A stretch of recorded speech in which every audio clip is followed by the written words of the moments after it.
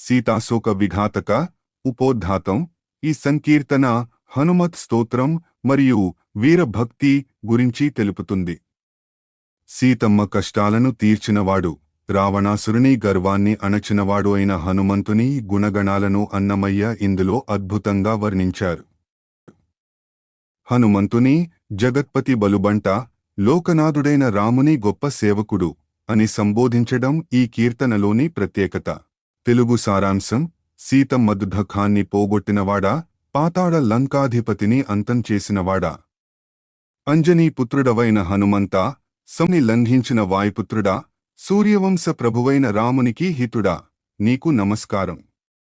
ప్రళయకాల రుద్రుని వంటి రూపం గలవాడా, సూర్యుడిని పండు అనుకుని మింగబోయిన ప్రతాపవంతుడా, సుగ్రీవునికి ప్రాణమిత్రుడా, బ్రహ్మదేవుని చేత పూజించబడేవాడా, లంకిణిని సంహరించినవా, వెంకటేశ్వరుని సేవలో తరించే వీరాధివీరా, నీకు శుభం కలుగుగాక.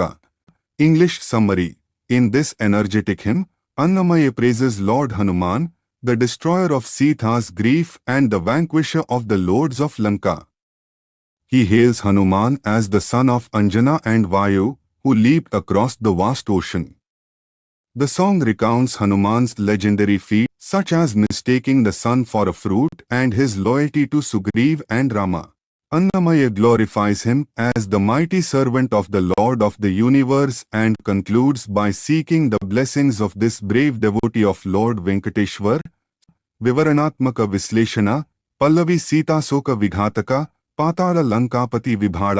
భావము: సీతమ్మ యొక్క శోకాన్ని, దుఃఖాన్ని పోగొట్టినవాడా, విఘాతక. పాతాళ లంకకు ప్రభువైన అహిరావణుడిని లేదా లంకాపతి రావణుని అణచివేసినవాడా. వివరణ. అశోకవనంలో సీతమ్మకు రామ ముద్రికను ఇచ్చి ఆమె ప్రాణాలను నిలిపిన ఘట్టాన్ని ఇక్కడ స్మరించారు. చరణం 1. హనుమంతరాయ అంజనీతనయ ఓ వనధిలంఘనగాత్ర వాయుపుత్ర, ఈనకులాధిప నిజహిత జగన్నుత, వనజోదర సేవక సత్వధనిక. భావము: హనుమంతరాయ అంజనీదేవిపుత్రుడా. సముద్రాన్ని, వనధి, ఒక్కదాటున దాటిన శరీరం కలవాడు. వాయుపుత్రుడా. సూర్యవంశాధిపతి అయిన రామునికి అత్యంత హితుడా, లోకమంతా పొగిడే వనజోదరుని, విష్ణువు రాముని సేవకుడా, గొప్ప బలమే ధనముగా గలవాడా. వివరణ. హనుమంతుని శక్తికి మూలం ఆయన రామసేవ అని ఇక్కడ స్పష్టం చేయబడింది. చరణం 2. ప్రళయాంతక రూప బలదీప రవిఫల, గిళన ప్రతాప సుగ్రీవ ప్రియా, కుడక దానవ సంకుల విదారణ. భళిభళి జగత్పతి బలుబంట. భావము: ప్రళయకాలంలో రుద్రుని వంటి భయంకర రూపం గలవాడా, బలంలో దీపం వంటివాడా. ఉదయించే సూర్యుడిని, రవి, పండు, ఫల అనుకుని మింగబోయిన గిళన పరాక్రమవంతుడా. సుగ్రీవునికి ఇష్టుడా, రాక్షస సమూహాలను చీల్చి చెండాడినవాడా. ఆహా! లోకనాథుడైన ఆ రాముని యొక్క గొప్ప సేవకుడా, బలుబంట. వివరణ. హనుమంతుని ఇష్టలను, యుద్ధతంత్రాన్ని అన్నమయ్య ఇక్కడ కొనియాడారు. చరణం 3. పంకజాసను దివ్య పద వైభవవో, లంకిణి ప్రాణ విలంఘన, వెంకటేశ్వరు సేవ వీర మహాధీర, కింకరరాయ సుఖీభవ.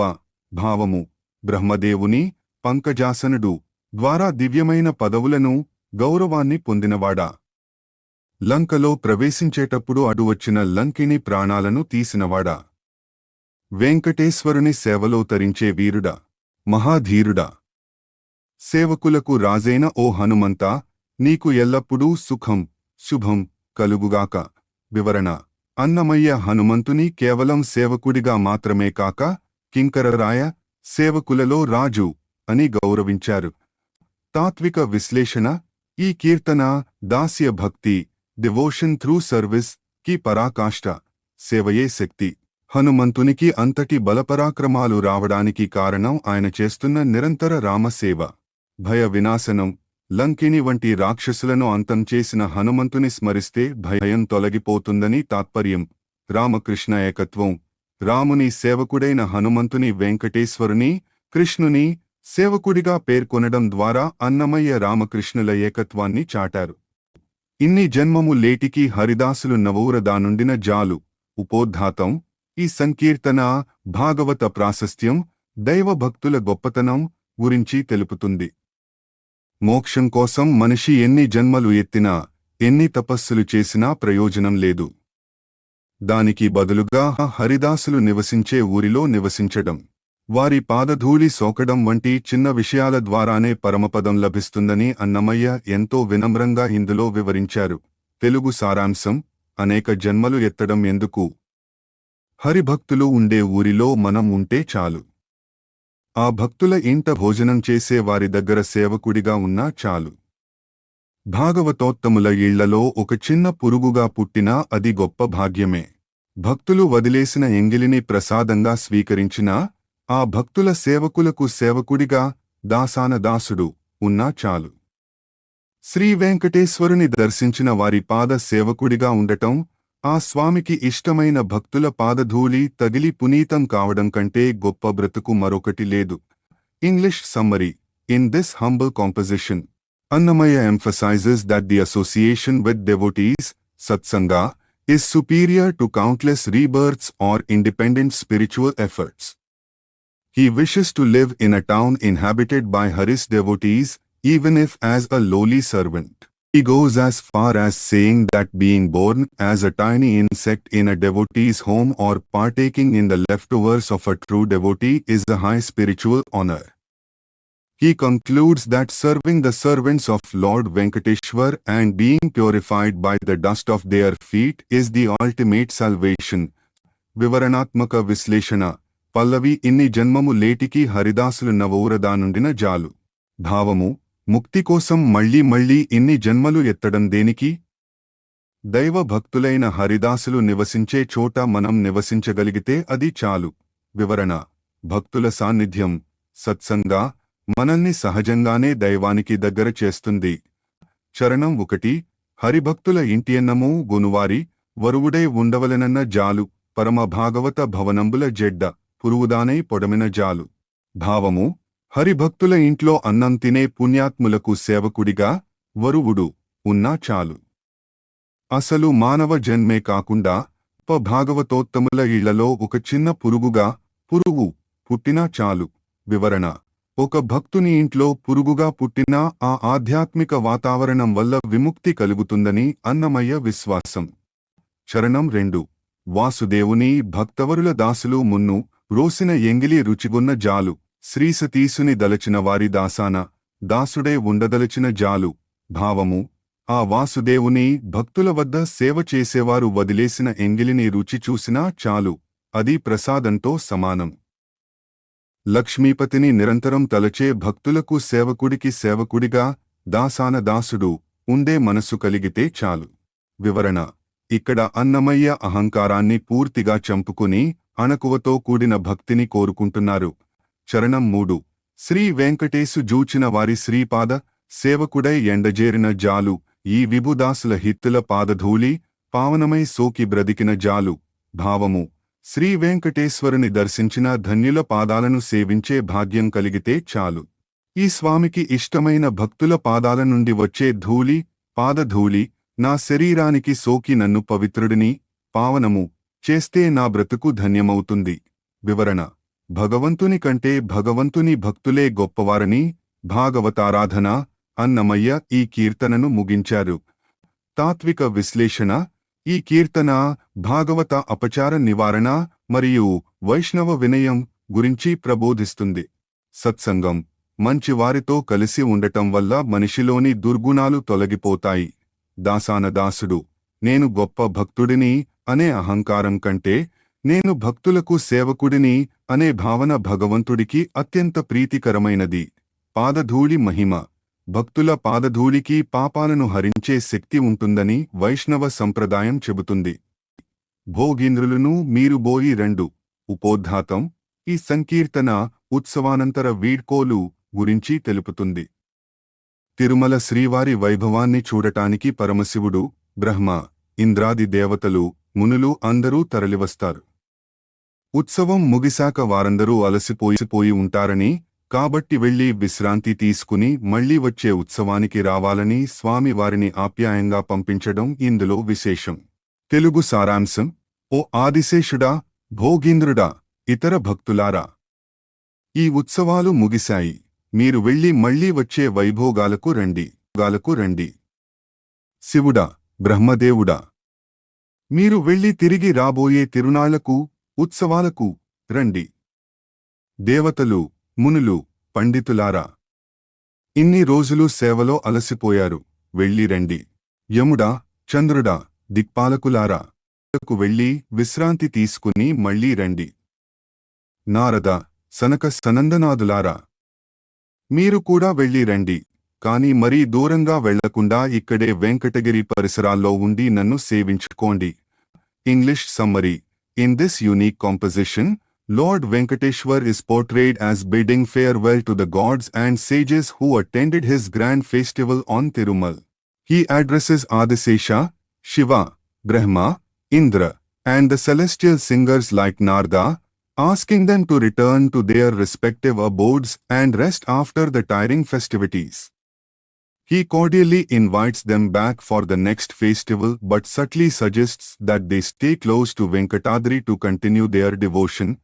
వివరణాత్మక విశ్లేషణ. పల్లవి భోగీంద్రులను మీరు బోయి రెండు వేగిన మీదటి విభవాలకు, భావము, పాములకు రాజైన ఆదిశేషుడా, భోగీంద్రుడా, మరియు మీరందరూ ప్రస్తుతానికి వెళ్ళి రండి. త్వరలో జరగబోయే వేగిన ముందటి ఉత్సవాలకు, విభవాలకు మళ్లీ రావాలి. వివరణ. స్వామి తన పాన్పోయిన శేషునితో సహా అందరినీ ఆత్మీయంగా పంపిస్తున్నారు. చరణం 1. హరుడపోయిరా అజుడ నీవును బోయి తిరిగిరా మీదటి తిరునాళ్లకు, సురులు మునులును భూసురులు బోయి రెండు అరవిరి నిన్నాళ్లు నలసితిరి. భావము. ఓ శివుడా, హరుడా, వెళ్ళిరా. బ్రహ్మదేవుడా, అజుడా, నువ్వు కూడా వెళ్ళి మళ్లీ వచ్చే తిరునాళ్లకు, ఉత్సవాలకు తిరిగిరా. దేవతలు, మునులు, భూదేవతలు, బ్రాహ్మణులు, మీరందరూ ఇన్నాళ్లు విశ్రాంతి లేకుండా అరవిరి సేవ చేసి అలసిపోయారు, నలసితిరి, కాబట్టి వెళ్ళి రండి. వివరణ. భగవంతుడు తన భక్తుల శ్రమను కూడా గుర్తించి వారికి విశ్రాంతిని ఇస్తున్నట్లు ఇక్కడ చిత్రించారు. చరణం 2. జముడపోయిరా శశియు నీవును బోయి, సుముఖుడవైరా సురలగూడి, గుములై దిక్పతులు దిక్కులకు బోయి రెండు ప్రమదాన నిన్నాళ్లు బడలితిరి. భావము. యముడా, జముడా, వెళ్ళిరా. చంద్రుడా, శశి, నువ్వు కూడా వెళ్ళి మళ్లీ దేవతలతో కలిసి సంతోషంగా రా. దిక్పాలకులు కూడా గుంపులు గుంపులుగా తమ తమ దిక్కులకు వెళ్ళి రండి. ఇన్నాళ్లు ఈ వేడుకలో మీరు బడలిపోయారు, బడలితిరి, అలసిపోయారు. వివరణ. ఇక్కడ సృష్టిలోని ప్రధాన శక్తులైన గ్రహాలు, దిక్పాలకులు కూడా స్వామి సేవలో తరిస్తారని భావం. చరణం 3. నారద సనక సనందనాదులు భూరి విభవముల బోయి రెండు దూరముగా బోకిట్టే తొరలి వెంకటగిరి జేరి నన్నిట్లనే సేవించుడి. భావము. నారదుడు, సనక సనందనాది మహర్షులారా, మీరు కూడా మీ దివ్య విభవాలతో వెళ్ళి రండి. అయితే మరీ దూరముగా బోకు, ఇక్కడే వెంకటగిరి సమీపంలోనే ఉంటూ నన్ను ఇలాగే సేవించుకుంటూ ఉండండి. వివరణ. భక్తులు తనను విడిచి వెళ్లకూడదనే స్వామి ఆకాంక్ష ఇక్కడ కనిపిస్తుంది. తిరుమల కొండపై మునులు అదృశ్య రూపంలో ఉంటారనే నమ్మకాన్ని ఇది బలపరుస్తుంది. తాత్విక విశ్లేషణ. ఈ కీర్తన దేవదేవుని సర్వాధికారం మరియు వాత్సల్యం గురించి చెబుతుంది. అతిథి మర్యాద. దేవతలందరికీ దేవుడైన వెంకటేశ్వరుడు ఒక ఇంటి యజమాని వలె అతిథులను, దేవతలను పంపించడం అన్నమయ్య సృజనాత్మకతకు నిదర్శనం. అలసట, విశ్రాంతి. దైవ సేవలో కూడా ఒక క్రమశిక్షణ, విశ్రాంతి అవసరమని, ఆ విశ్రాంతి తర్వాత మళ్లీ ఉత్సాహంతో సేవకు రావాలని స్వామి సందేశం. వెంకటాద్రి నిత్య నివాసం. మునులను దూరంగా వెళ్ళొద్దు అనడం ద్వారా తిరుమల క్షేత్రం నిత్యం సిద్ధులకు, మునులకు నివాసమని స్పష్టమవుతోంది. అతనికెట్ల సతమైతినోకడు. ఉపోద్ఘాతం. ఈ సంకీర్తన నాయికా భక్తి, ఆత్మ విచారణ గురించి తెలుపుతుంది. భగవంతునితో తనకు ఏర్పడిన బంధం ఎలా స్థిరపడిందో నాయకకు అర్థం కావడం లేదు. తన చిత్తము, తాలిమి, ఓర్పు మరియు తన జన్మ పరమార్థం అన్నీ ఆ స్వామి చుట్టూనే తిరుగుతున్నా అది ఎలా సాధ్యమైందో తెలియని ఒక రకమైన అనిర్వచనీయ స్థితిని, ఇన్ఎక్స్ప్లికబుల్ స్టేట్, అన్నమయ్య ఇక్కడ చిత్రించారు. తెలుగు సారాంశం. నేను ఆ స్వామికి ఎలా అంకితమయ్యానో, సతమైతినో నాకే అర్థం కావడం లేదు. మా మధ్య ఉన్నది హితమైన పొందా లేక మరేదైనా సంబంధమా? నా హృదయంలో ఆయనే నిలిచాడు కాబట్టి నా లోపలి మాటలు స్థిరమయ్యాయి. కాని నా చిత్తము ఏ ఉపాయంతో ఆయనను చేరుకుందో తెలియదు. ఆయన ప్రవర్తన నాకు తెలియదు, నా స్థితి నాకు తెలియదు. నా మనసు నిలకడగా ఉంది కాబట్టే నా ఓర్పు వెల్లడవుతోంది. నేను ఎక్కడ ఉన్నానో, ఏ స్థితిలో ఉన్నానో కూడా తెలియని పరవశంలో ఉన్నాను. ఆ వెంకటేశ్వరుడే స్వయంగా నన్ను వెతుక్కుంటూ వచ్చాడు. నేను ఈ ఆడజన్మ ఎత్తిందే ఆయన కోసం అని ఇప్పుడు తెలుస్తోంది. English summary. In this mystical composition, the soul, as a heroine, expresses wonder at its eternal union with the Lord. She questions how she became so dedicated to him, unsure if it was her own effort or his overwhelming grace. She describes a state of spiritual trance where she loses awareness of her own identity and surroundings, only to realize that her heart is firmly anchored in him. She concludes that her very existence and her birth as a woman, a symbol of receptive devotion, find their ultimate purpose as Lord Venkateshwar comes to unite with her. వివరణాత్మక విశ్లేషణ. పల్లవి అతనికెట్ల సతమైతినోకడు, హితవో పొందుల హితవో ఎలగా, భావము. నేను ఆ స్వామికి ఎలా శాశ్వతమైన దానిని, సతమైతినో, సత్యమైతినో, అంకితమైతినో, అయ్యానో తెలియదు. మా మధ్య ఉన్న ఈ స్నేహం, పొందు, ఎంతటి హితమైనదో, మేలైనదో వివరించడం నా వల్ల కాదు. వివరణ. భగవంతుడికి, భక్తుడికి మధ్య ఉండే బంధం భాషకు అందదు. అది ఒక సహజ సిద్ధమైన స్థితి.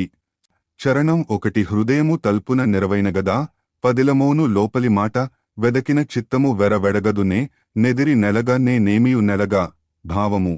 ఆ స్వామి నా హృదయంలో, నా ఆలోచనల్లో స్థిరంగా నిలిచినప్పుడే, నిరవైన కదా నా అంతరంగంలోని మాటలకు ఒక అర్థం, భద్రత, పదిలము కలిగేది. ఎంత వెతికినా నా చిత్తానికి ఆయనను చేరుకునే ఉపాయం, వెరవు, దొరకడం లేదు. నాకు ఆయన గురించి తెలియదు, నా గురించి కూడా ఏమీ తెలియడం లేదు. వివరణ. దైవ చింతనలో మునిగినప్పుడు అహంకారం, నేను అనే భావం నశిస్తుంది. ఆ శూన్య స్థితిని అన్నమయ్య ఇక్కడ వర్ణించారు. చరణం 2 కాలూద మనసు గలిగి కదా నా తాలిమి మతిలో తగులోట, మేలిమి పతిలో మెలగుటేదో నేలో నేనిపు డెక్కడో ఎలగా, భావము. మనసు ఒకచోట స్థిరంగా నిలిస్తేనే కదా, కాలూదా, నా బుద్ధిలో ఓర్పు, తాలిమి కలిగేది. ఆ ఉత్తముడైన పతి, శ్రీహరి తో నేను ఎలా కలిసి మెలగుతున్నానో, అసలు నేనెక్కడ ఉన్నానో కూడా తెలియని స్థితిలో ఉన్నాను. వివరణ. భగవంతునితో ఏకమైనప్పుడు దేశ, కాల విచక్షణ ఉండదు. ఆనంద పారవస్యంలో భక్తుడు తనను తాను మర్చిపోతాడు.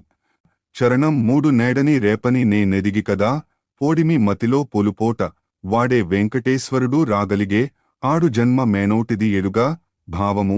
ఈ రోజని, రేపని కాలాన్ని లెక్కించగలిగితే కదా నా బుద్ధికి ఒక పద్ధతి, పోడిమి ఉండేది. ఆ వెంకటేశ్వరుడే స్వయంగా నా దగ్గరకు రాగలిగాడు. నేను ఈ ఆడజన్మ ఎత్తింది కేవలం ఆయనను సేవించి, ఆయనలో లీనం కావడానికే అని ఇప్పుడు అర్థమవుతోంది. వివరణ. భగవంతుడు అచ్యుతుడు, మార్పు లేనివాడు. ఆయన కోసం వేచి ఉండటమే భక్తుడి తపస్సు. ఇక్కడ ఆడు జన్మ అనేది భగవంతుని పట్ల ఉండే సంపూర్ణ శరణాగతికి ప్రతీక. తాత్విక విశ్లేషణ.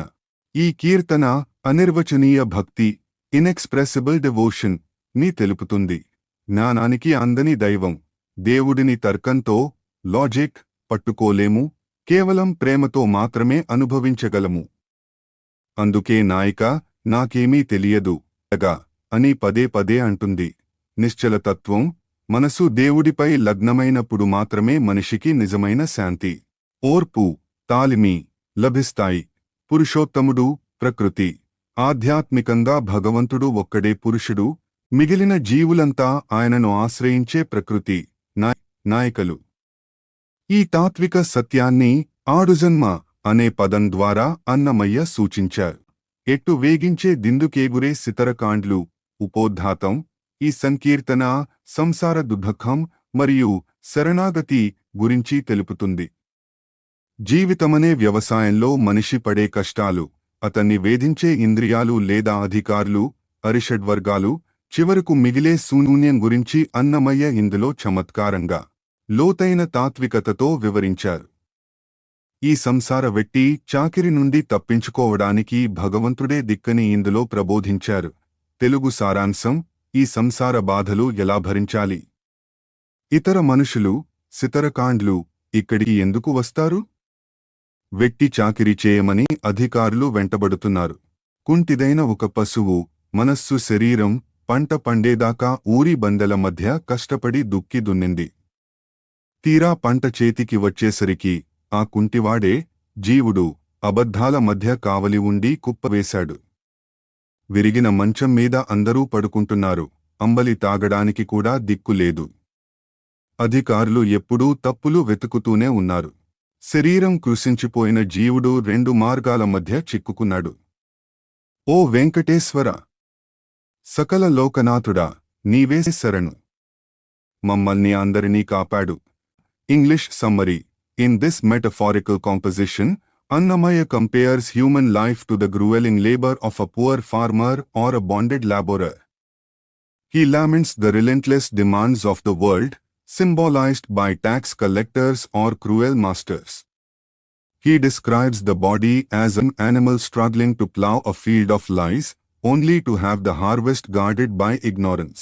Surrounded by poverty and constantly scrutinized by the guards of fate, the exhausted soul finds no rest. Finally, he surrenders to Lord Venkateshwar, the master of all worlds, seeking protection from this cycle of suffering. వివరణాత్మక విశ్లేషణ: పల్లవి ఎట్టు వేగించే దిందుకేగురే సితరకాండ్లు, వెట్టివేమి సేయుమంటా వెన్నడించే రిపుడు. భావము: ఈ కష్టాలను ఎలా భరించాలి? వేగించే ఇతర జనం, సితరకాండ్లు ఇక్కడికి ఎందుకు వస్తారు? వెట్టి చాకిరి చేయి అనే అధికారుల కర్మలు ఇప్పుడే నా వెనుక పడుతున్నారు. వివరణ: సంసారాన్ని ఒక వెట్టి చాకిరిగా అన్నమయ్య వర్ణించారు.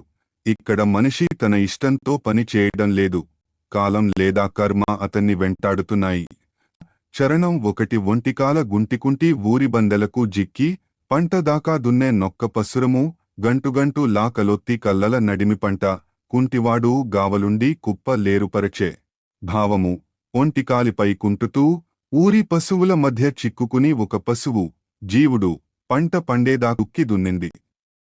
ఆకలితో అలమటిస్తూ అబద్ధాల, కల్లల మధ్య పండిన ఆ పంటను ఒక కుంటివాడు, జ్ఞానం లేని జీవుడు, కావలి ఉండి కుప్పలుగా పోశాడు.